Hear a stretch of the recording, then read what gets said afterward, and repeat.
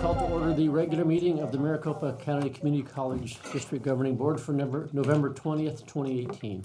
We'll begin with the Pledge of Allegiance. The Pledge of Allegiance will be led by Shanae Germick, Student Senator at Paradise Valley Community College.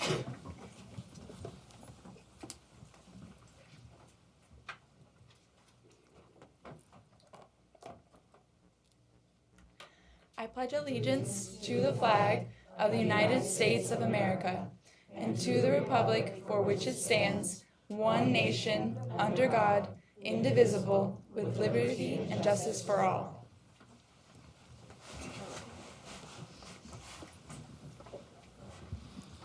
Thank you, Ms. Germick. Substitutions tonight include Dr. Maria Weiss for Dr. Stephen Gonzalez and Dr. Stephanie Fuji for Ms. Chris Haynes. Student life reports. Presenting on behalf of student government at Paradise Valley Community College is Shane Germick, Hannah Wiles, Maria Leon Pena, and Jose Amch. Hope I'm close with that last one.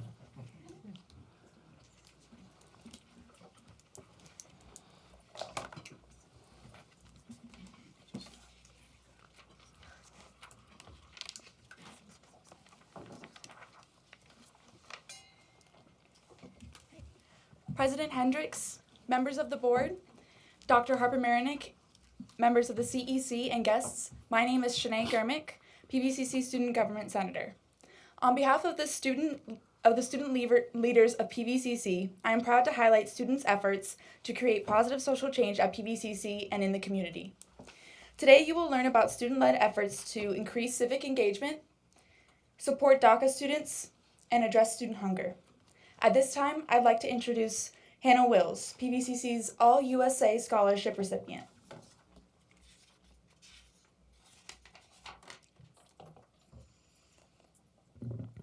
Good evening. My name is Hannah, and I am a sophomore at PVCC, majoring in philosophy for pre-law and a recipient of the All-USA Scholarship. As a returning college student, my prior life experience made me see my campus a little differently than some of my peers coming straight out of high school. I saw an opportunity and exciting new adventures, but also the lackadaisical mood that this generation has towards American politics firsthand. I knew very quickly that someone needed to do something to educate my peers about their civic responsibility, and it wasn't long after this realization that I decided to be the person that I was waiting for. This revelation quickly turned into action by hosting voter registration tables on campus at least once a week before the November 6th election, partnering with faculty all over the campus to host over a dozen voter registration workshops in specific classrooms, becoming the campus liaison for groups like Next Gen America and the Southern Poverty Law Center to host a variety of different voter registration education events, and also hosting community forums for over 60 students with the 6th Congressional District incumbent before this election.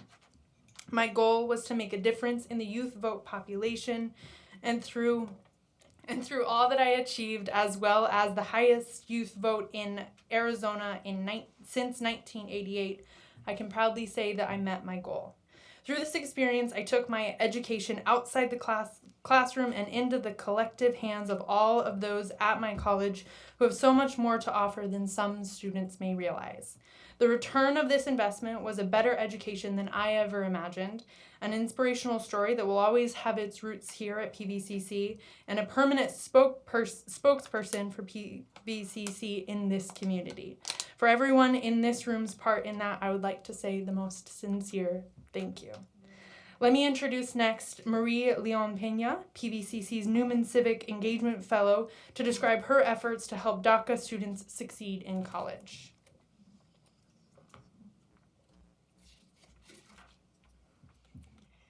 Hello everyone, my name is Maria del Socorro Leon Peña. I am the Newman Civic Fellow representing Paradise Valley Community College and Aliento Fellow and a DACA recipient. The Newman Civic Fellowship is a one-school year commitment, and it provides online training on topics related to positive social change, networking opportunities with community-engaged students from all over the United States, and guidance from a local mentor. This weekend, fellows gathered for a national conference at the Edward M. Kennedy Institute in Boston, Massachusetts. During this conference, we learned how the Senate works, experienced the process of working on bills as senators, and learned how to strategically solve public problems. I am very grateful for this experience because it helped me make connections with a campaign that I am currently involved in, a campaign dedicated to ensuring that all students living in Arizona have better access to higher education, regardless of their immigration status. Thank you so much for your time and all of your efforts. Now, I'd like to introduce Josie Emch, who will discuss her efforts to better the PVCC pantry. Thank you.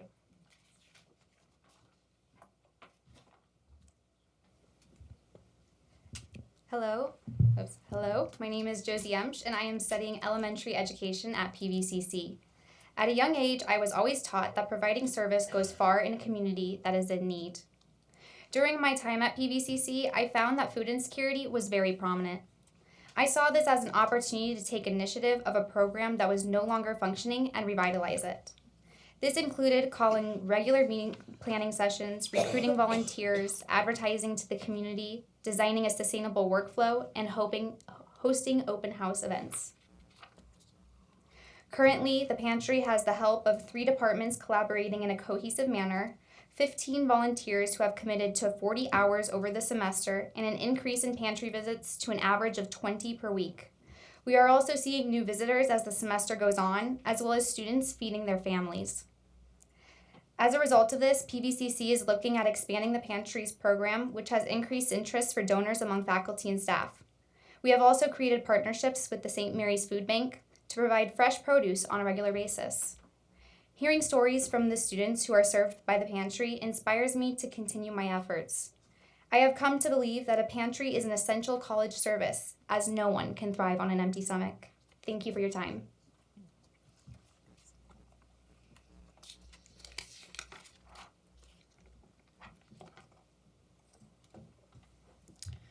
So as a community college, much of our institution relies on the taxes paid by the people in the community. These opportunities to be able to give back to some of the people in the community is inspiring, motivating, and most importantly of all, it is a humble reminder that generosity comes in many different forms. And these 3 young women have displayed greatly that generosity really does come in many different forms. So thank you for your time, and thank you for listening, and have a great holiday weekend.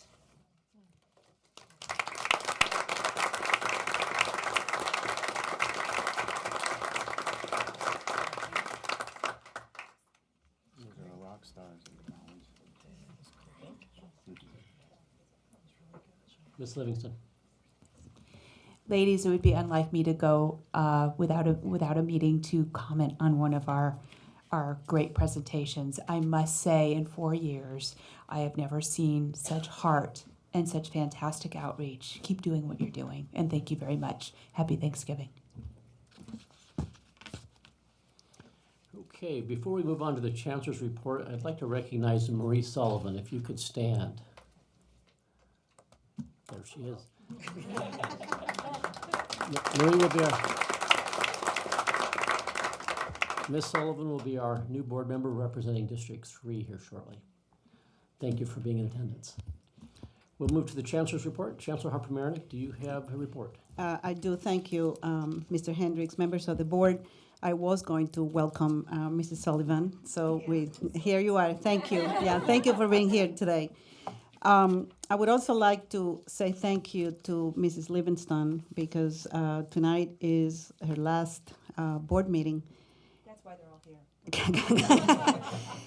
And thank you for 4 years of service and your support for our students and always reminding us of the importance of collaborating with high school, making sure the high school counselors have plenty of information to share with the students and pushing us to do better as we promote the colleges with high school kids. So thank you so much for your service.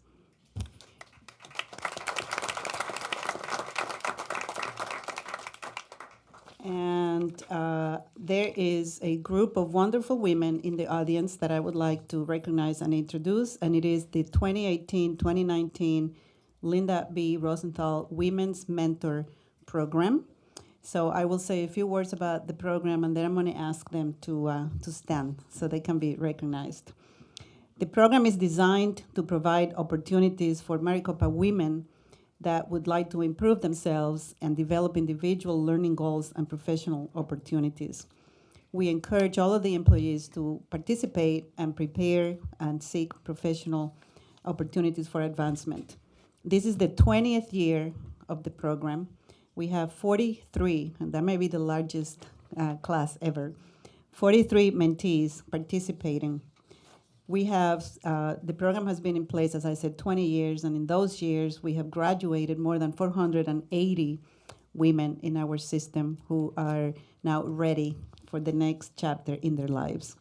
The Women's Mentor Program is co-chaired by Dr. Kathleen Hernandez and Dr. Heather Cruzy, and they have 9 others who are volunteering their time and effort to make sure that this program is a great success every year. So I would like to say thank you to the planning committee and ask all of the mentees who are here tonight to please stand so we can be recognized.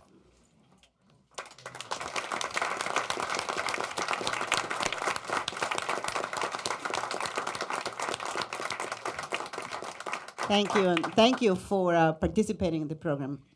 And then lastly, members of the board, we have a special presentation, and I will ask Michael Longman, who is the Maricopa Community College District Chief of Police, to please approach the podium to make that presentation.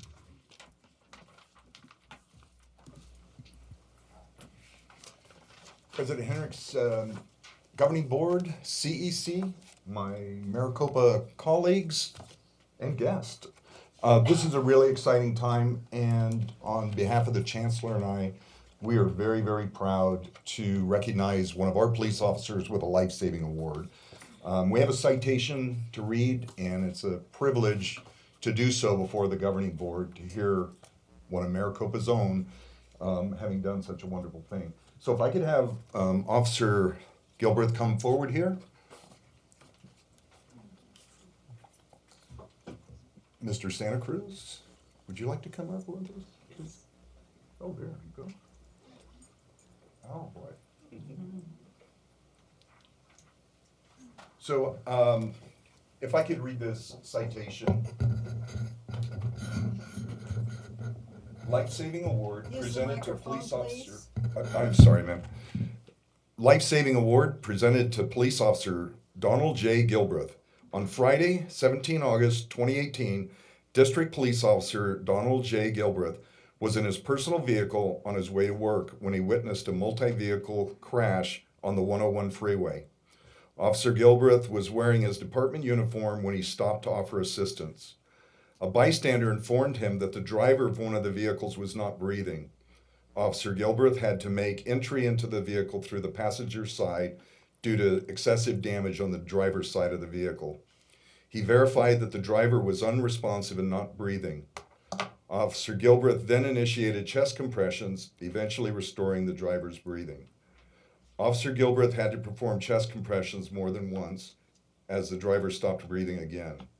He remained in the vehicle caring for the driver until paramedics arrived. The driver, Anthony Santa Cruz, survived and was transported to the hospital for his injuries. His family credits Officer Gilbreth with saving Mr. Santa Cruz's life. Officer Gilbreth is hereby awarded the department's life-saving award on Tuesday, the 20th of November, 2018, and it's signed by the Chancellor and myself. So, excuse me. One of the things we have to wear on the uniform, in the military they're called campaign ribbons, but we use something similar in policing, and it signifies that Officer Gilbreth is the recipient of a life-saving award at Maricopa Community Colleges. So I'd like all of us just to say thank you very much.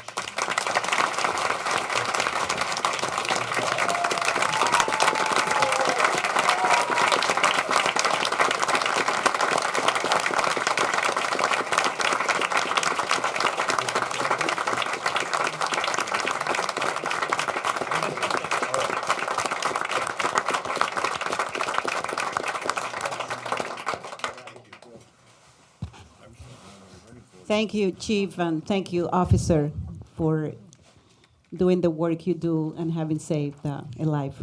We appreciate that. And Mr. Hendrix, that concludes my report tonight. Thank you, Chancellor.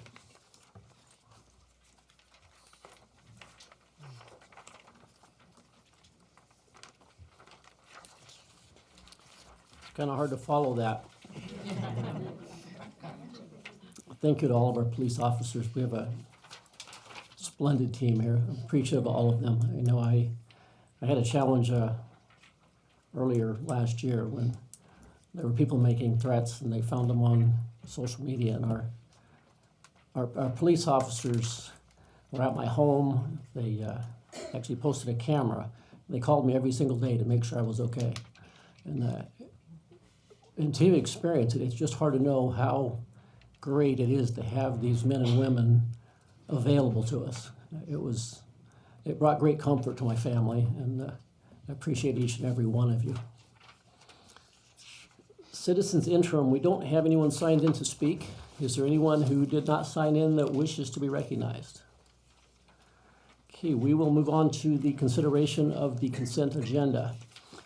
All items with an asterisk are consent matters unless they're removed from the consent agenda at this time. Do any board members or the chancellor wish to remove any items from the consent agenda? Seeing none, we will move forward with voting on the consent agenda.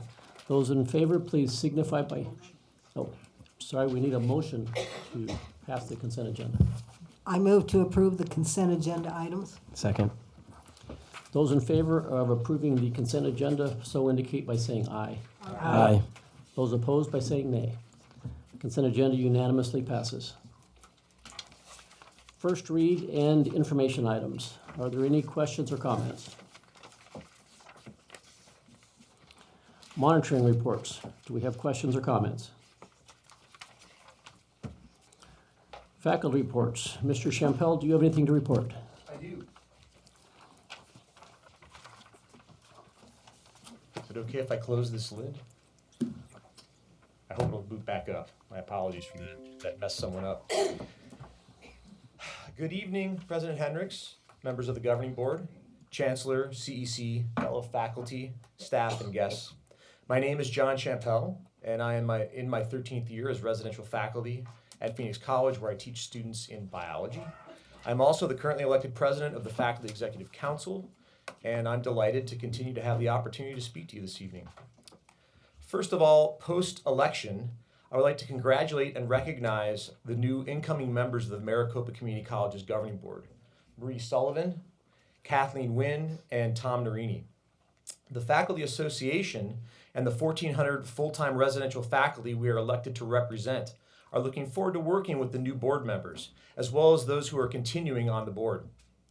I would like to extend my thanks to Johanna Haver, Tracy Livingston, and Augie Bartning for their service to the 10 colleges and to our students.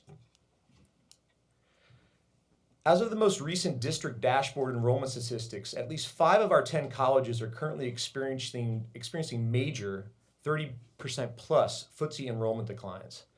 Declines that are coincident with newly instituted changes in how our students pay for classes, which are being implemented for the spring 2019 semester. We sincerely hope these enrollment declines are indeed temporary. If not turned around, the budgetary implications for all the affected colleges are potentially grave.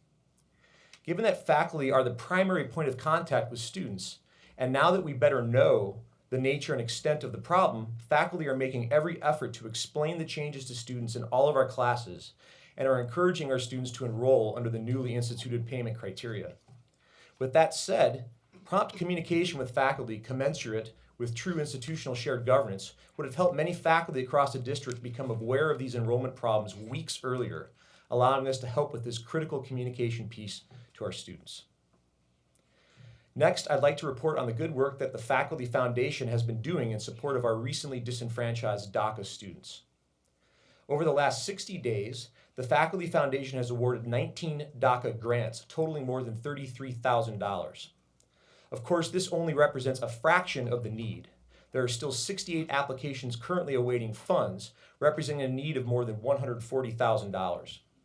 In order to achieve that goal, the Faculty Foundation has applied for qualified charitable organization status. So contributions will qualify for the AZ tax credit, and we anticipate approval of this in December.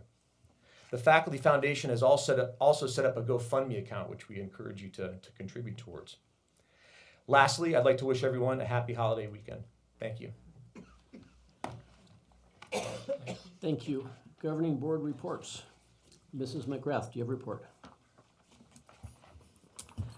Thank you. I attended the opening of Building C at Phoenix College, and it was absolutely wonderful. It was great to see the new building, and as I understand it, they've already won an award for the design of that building. It was very enjoyable. Thank you.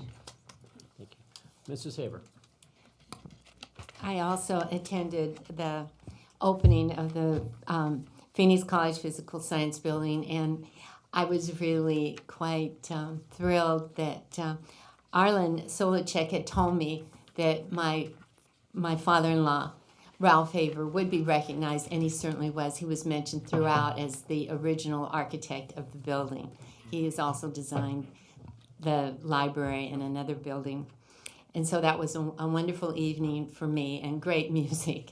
I just love the music that comes from the Phoenix College students. They're just a wonderful music department. I also attended the debates of the candidates on October 20th. That was quite an interesting event, and I'm very happy that we have some very good new members for the board, and I wish them the best of luck. I've certainly enjoyed serving.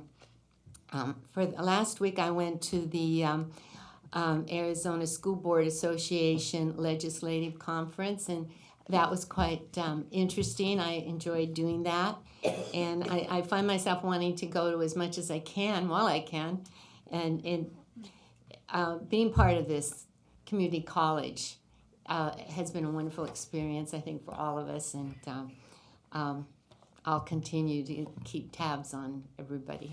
Thank you. Thank you. Mr. Sarr.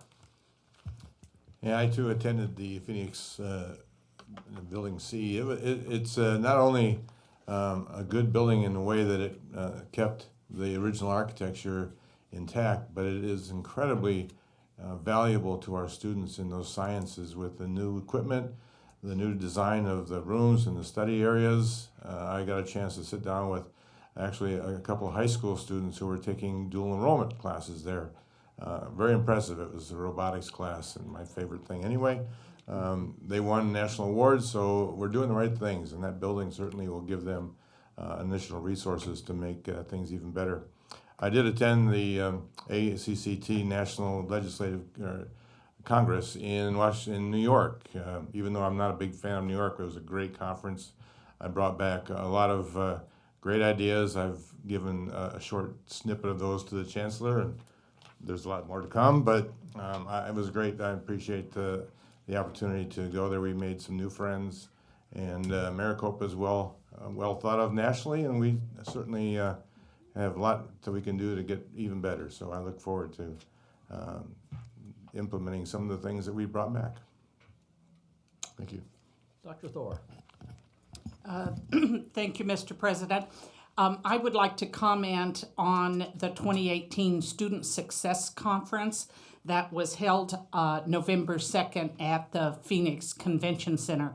And I want to compliment and congratulate the planners of the conference. This year we had 700 faculty members and staff members attend the event.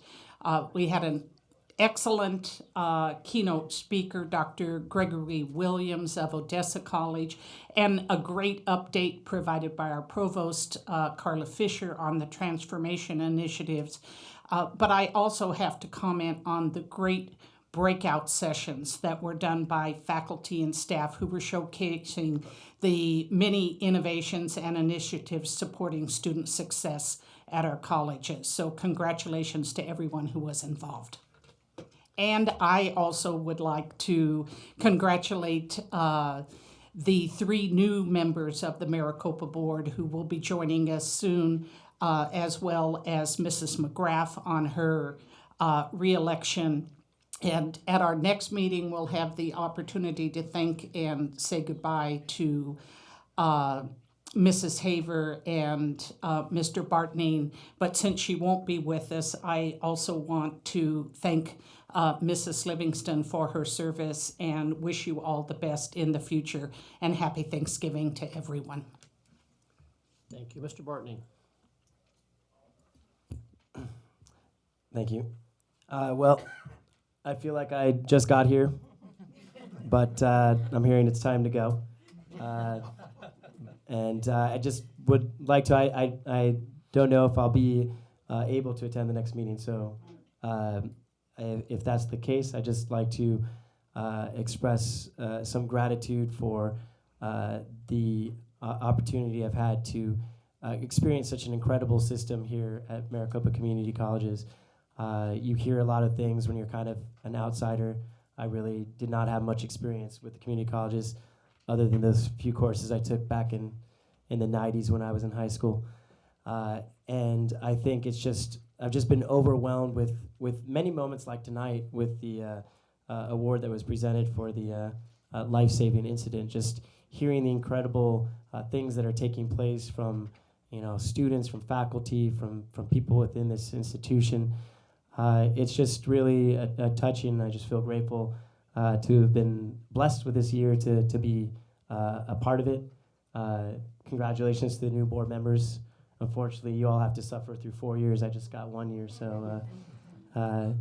And just specific gratitude to Mr. Hibbs and the Chancellor, who have just really been good mentors and given me a lot of information.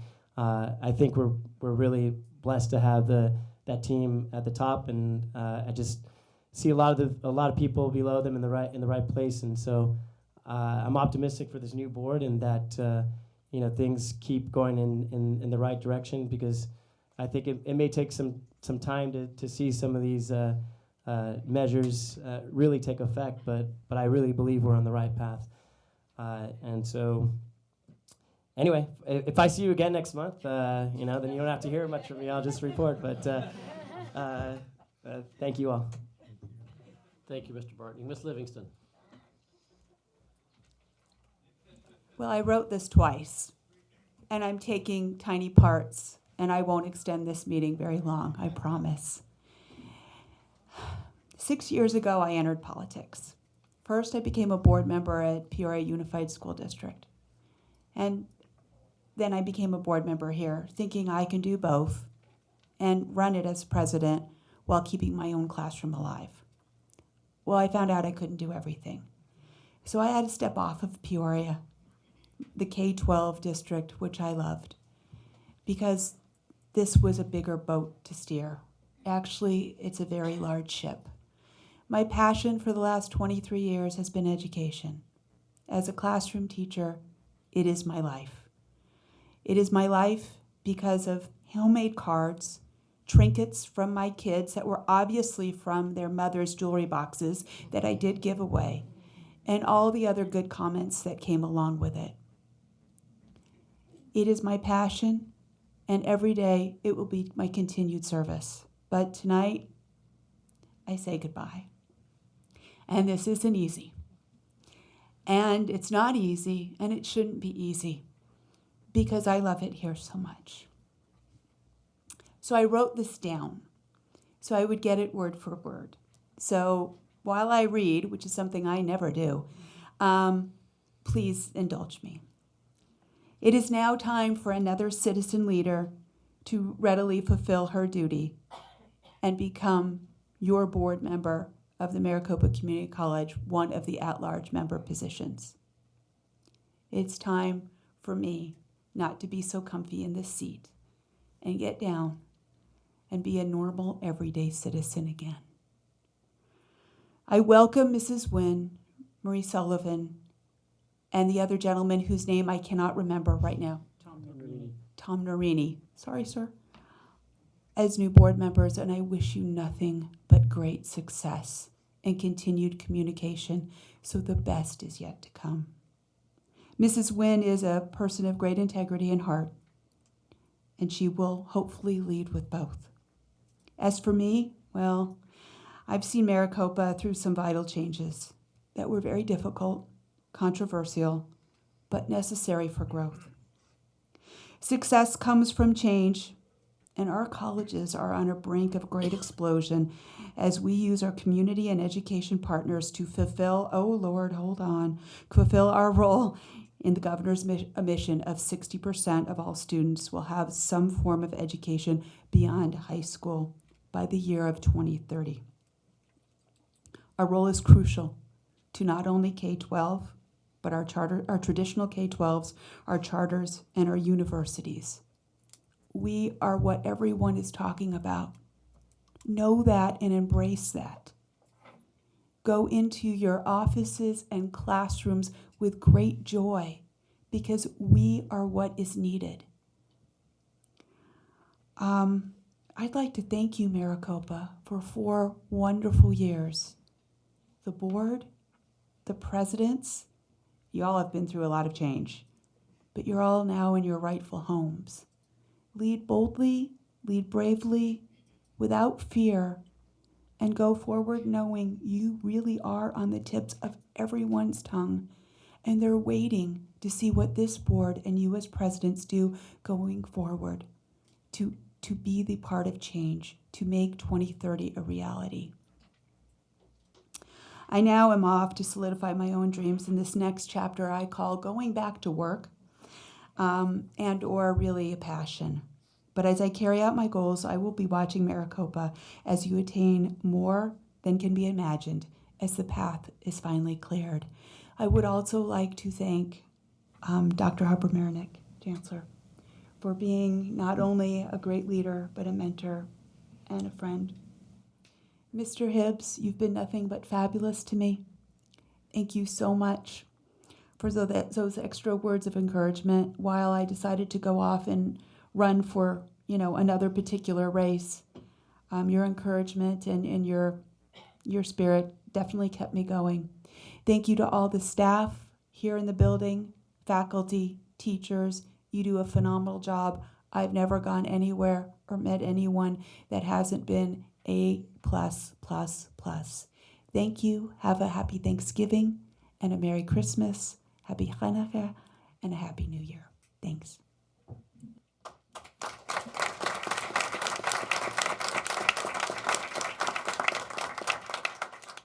Thank you, Ms. Livingston.